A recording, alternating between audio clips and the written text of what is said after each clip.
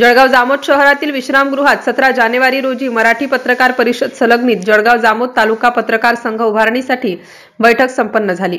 यावेळी नवनिर्वाचित बुलढाणा जिल्हा अध्यक्ष रणजित सिंह राजपूत यांच्या अध्यक्षतेखाली व प्रशांत देशमुख तसेच वसीम शेख दोन्ही कार्याध्यक्ष बुलढाणा जिल्हा यांच्या प्रमुख उपस्थितीत वरिष्ठ पत्रकार अनिल पाटील तसेच श्याम तायडे यांच्या मार्गदर्शनात ही निर्वाचन प्रक्रिया पार पडून यावेळी उपस्थित सर्व पत्रकारांनी सामंजस्यातून व चर्चेतून एकमताने दैनिक देशोन्नतीचे विनोद चिपळे यांची अध्यक्षपदी तर दैनिक मातृभूमीचे अश्विन राजपूत यांची सरचिटणीसपदी निवड करण्यात आली। सर्वप्रथम या ठिकाणी राणा जगजित सिंह राजपूत यांनी मराठी पत्रकार परिषद बद्दल सुरुवातीपासून इत्थंभूत माहिती दिली। तसेच भविष्यात संस्थेच्या माध्यमातून करावयाची कामे पत्रकारांना समजावून सांगितल्यानंतर पत्रकारांसाठी सकारात्मक काम करण्यासाठी सर्वांनी सोबत येण्याचे त्यांनी उपस्थितांना आवाहन केले।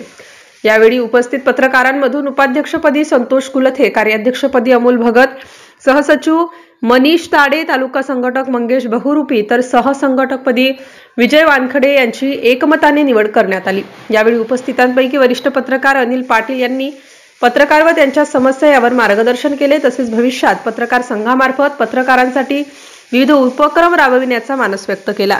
MCN न्यूज मराठीकरिता गजानन सोनटक्के, जळगाव।